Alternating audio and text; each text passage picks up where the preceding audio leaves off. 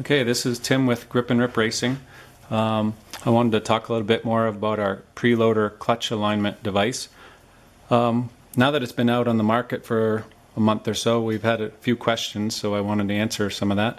Some of the people have asked, how did we come up with 3/4 of an inch of preload on this spring to simulate riding? So what we did was we had a camera looking at the clutch bolt and recorded what that does at different speeds, different throttles, and then put our preloader in and recorded on the camera different loads so we could match what the primary was moving to how much the preloader was moving.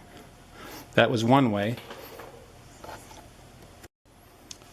The second way we matched up preloader loads was doing the math, looking at how much torque the motor has, measuring from the center line of the crank to where the belt would be, and then doing the math on how much it should move, and then with our spring further out on the shaft here, those numbers matched up pretty close. And the third way we kind of matched everything up is we put a camera looking at the center of the driven shaft and recorded what that was doing at their different loads, then put our preloader on and did the same thing, videoed what that would do. And what we found is the secondary shaft moves in a line directly to the center of the primary clutch, and it moves at wide open throttle about 1/16 of an inch down. So we could correlate that with the preloader at the wide open load, and it's exactly how much it moved. So we had three different ways to kind of match up what the preloader was doing in relation to the real world riding.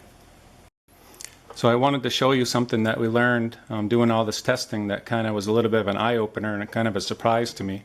Right now I got a dial indicator lined up on the end of the shaft, set to 0. I don't have any load on the preloader right now, and I'm going to load it down to 3/4 of an inch, and we'll see what the dial indicator does.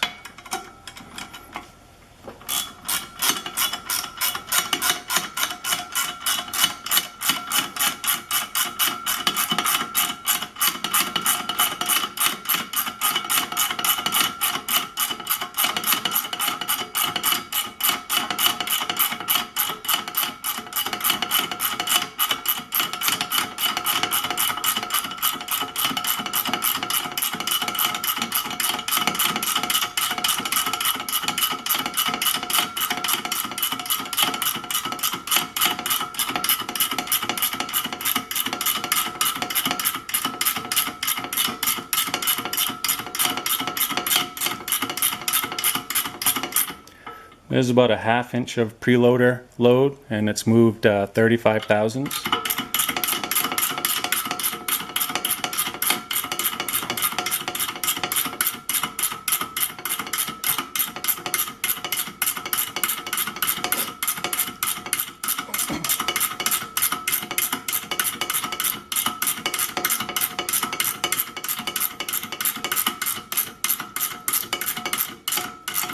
Okay, there's 3/4 of an inch preloader. We're at about 51 thousandths of shaft deflection down. And now I'm going to do something that show you what we learned. This is a floating driven secondary shaft, and I'm going to change that out. This is the stock one that's in now. I'm going to put this floating one in and do this same test, and we'll see how it does.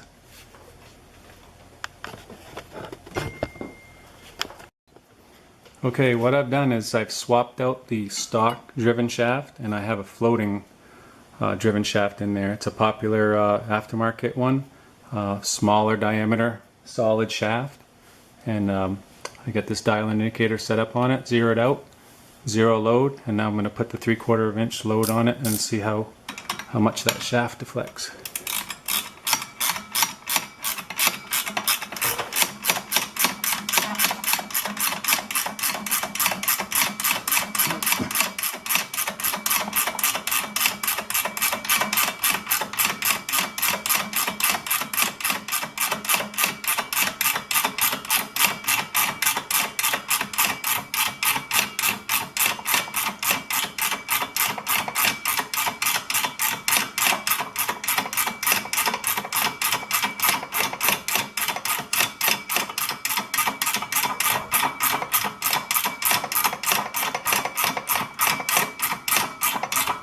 Okay, there's about a 1/2 inch of preload, and we're already at 58 thousandths.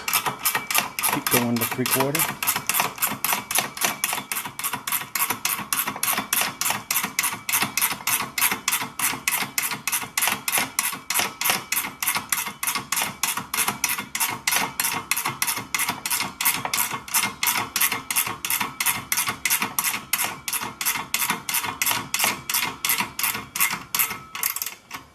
Alright, there's 3/4 of an inch of preload on it, and as you can see, this floating shaft deflected a lot more than the stock one. We're at 85 thousandths and the stock one was right around 51 thousandths. So I'm still a big fan of the floater. I like to be able to let it float a little bit, but you got to realize that that shaft isn't as stiff. It's going to pull down and you're going to have to shim your motor different to take advantage of the floater. I think with the added deflection, probably cancels out some of the alignment gains you make with the floater, but we'll have to see. But as you can see, deflects a lot more than the stock shaft.